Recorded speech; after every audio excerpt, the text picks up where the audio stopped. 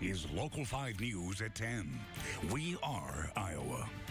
Welcome to Local 5 News, home of WeAreIowa.com. I'm Bryn Carmen. I'm Jacob Peklo. Thank you for joining us tonight. Well, we are Iowa's most accurate forecast, and a large portion of the metro is facing this tonight. Here in West Des Moines, we saw pea-sized hail and heard large claps of thunder outside. Let's get right over to Chief Meteorologist Brad Edwards, who has been tracking this quick system tonight. Brad. Yeah, big thunderstorms developing out there, and they're putting down some big hail in some areas. Now, we had the pea and marble-sized hail here in West Des Moines, and there was one report of 1-inch hail out here around the Clive area. But here's where the heavy stuff was, out here toward the Earlham area, not too far from Stewart as well. They reported ping-pong size hail. So I don't think anybody was out playing around in it, but it was definitely some larger hail. And they've gotten weaker as they moved into Polk County, thankfully. So hopefully not too much car damage out there from any of these thunderstorms. But they are continuing to lift to the north. There's a good wave of moist air above us. It's warm and moist above us. So these thunderstorms are having a heyday out there tonight. And you can see they're pretty intense still along I-80, so not a good night to be traveling. Very heavy downpours,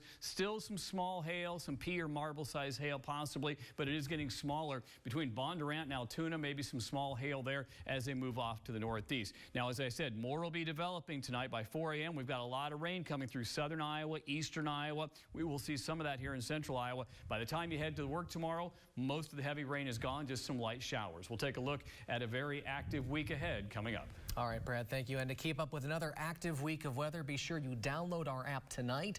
Inside, you'll have access to a forecast customized for your area. You can just head over to the App Store or Google Play for that free download. Now to a story that's developing right now. A bad crash on Des Moines' east side. A driver on Hubble Avenue hit a pole and flipped their car earlier this afternoon. Police say 3 people were inside. 1 person was taken to a hospital, but 2 others ran away right after the accident. We spoke to a neighbor who lives across the street from this crash. He says this is a problem spot and he's seen a lot of serious accidents. Tonight he's calling on the city to do something about it. The city can do so much, put multi-million dollars into other intersections and bad traffic areas on other parts of town, but they can't put a dime in here to either slow down the traffic or use something as a barricade to protect the property owners along Hubble Avenue. Police are still trying to find the other 2 people who didn't stick around after the crash. Neighbors near Mercy Hospital woke up to the sound of gunshots today. Thankfully, nobody was hurt. It all happened in the 1100 block of 13th Street in Des Moines. Police tell us a fight sparked it all up and ended with those gunshots. One house was hit by a bullet, but police say nobody was hurt.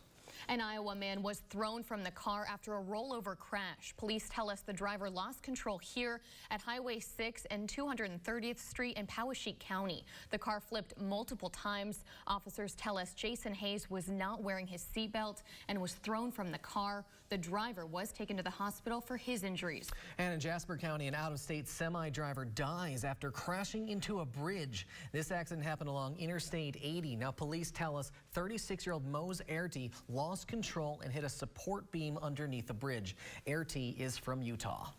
Topping tonight's national headlines, 1 person is dead and several others injured after a gunman opened fire in the middle of a Baltimore cookout. Tonight, police are still searching for the gunman and more possible victims. Authorities say the shooter fired into the crowd, appearing to target 1 or more people. And tonight, a sharp divide between congressional Democrats and Attorney General William Barr. Lawmakers want to zero in on the details of the special counsel report, and they may have to do it without testimony from the Attorney General himself. Barr is expected to be in hot water this week, testifying before judiciary committees in both the House and the Senate. Democrats are angry at Barr for his rollout of the Mueller report and eager to ask questions. Why did he not allow this report to come out in full, and what is he doing about Russia? Because to me, that's the key thing. The Attorney General is threatening not to testify at one of these hearings. The Department of Justice telling the House Judiciary Committee Barr will be a no-show if members move ahead with this format of questioning. Tonight, more details out of Poway, California, with the deadly synagogue shooting that killed 1 person.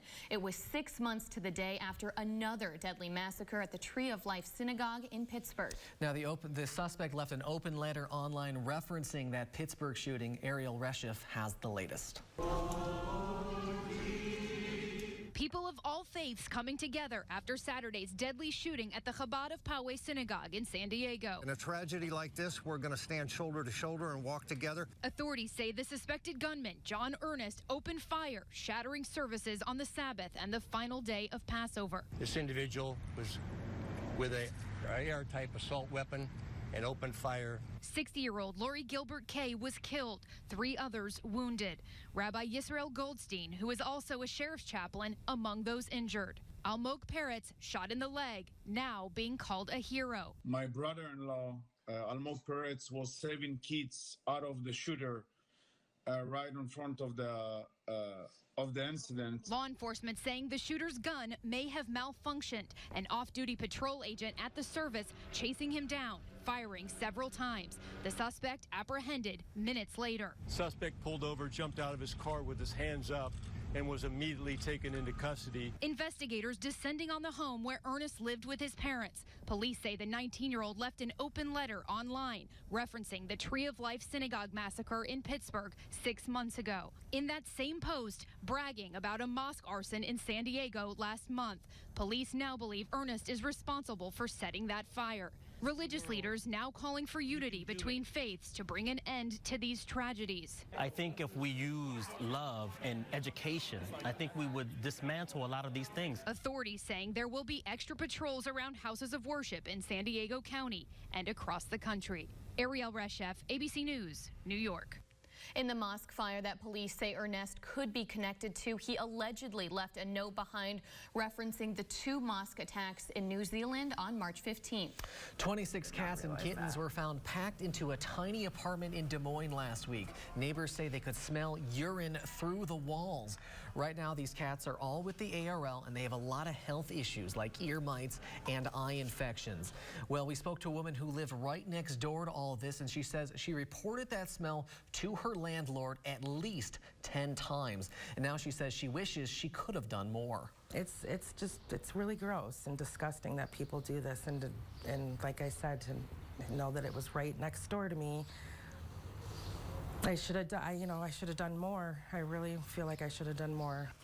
Now, all of those cats are under the care of the ARL. The next step is nursing them all back to health. A Des Moines woman is desperate after someone stole her boyfriend's bike. But it's not just any bike. Her boyfriend died earlier this year, so she says she has a lot of sentimental value towards it. Now, the family says it's worth about $3,000, but to them, it's really priceless. Rogue 5's Rafael Lopez has the details. The bike was stolen off the corner of Southwest 9th Street and Loomis Avenue in Des Moines on Thursday afternoon. The family tells me it's worth about $3,000, but to them, it's priceless.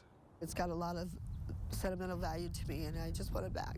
Pam doesn't want you to see her face because she's been shedding tears since her late boyfriend's bike vanished. It's a lay-down recumbent bike. It's about a $3,000 bike. Pam says she gave the bike to a friend 3 weeks ago. I have short legs, so he was going to shorten the wheelbase on where the pedals are, because it's a sit-down bike. So you could ride it too? So I could ride it, yeah. On Thursday night, right after her friend took the bike for a test run, he stopped at this home on the south side of Des Moines. Cabled it to a tree, and then the next thing you know, he comes out and it's gone. The thief didn't just get away with the bike. You see, Pam's boyfriend died of heart failure earlier this year. It was a shock.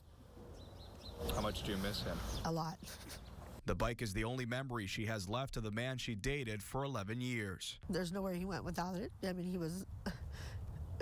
Don't matter whether it was summer, winter, spring, or fall. Pam isn't going to stop looking for the crook who stole her dead boyfriend's bike. She hopes the person doesn't strike again. Just people leave their hands off stuff that's not theirs. At last check, Pam has filed a police report with the Des Moines Police Department with the hopes that they can track down whoever did this. Reporting in Des Moines, Rafael Lopez, Local 5 News. We are Iowa. Let's get you one last look at that bike. Pam says it should have a basket on the front. If you come across it or know where it is, just contact the Des Moines Police Department at 515-283-4811.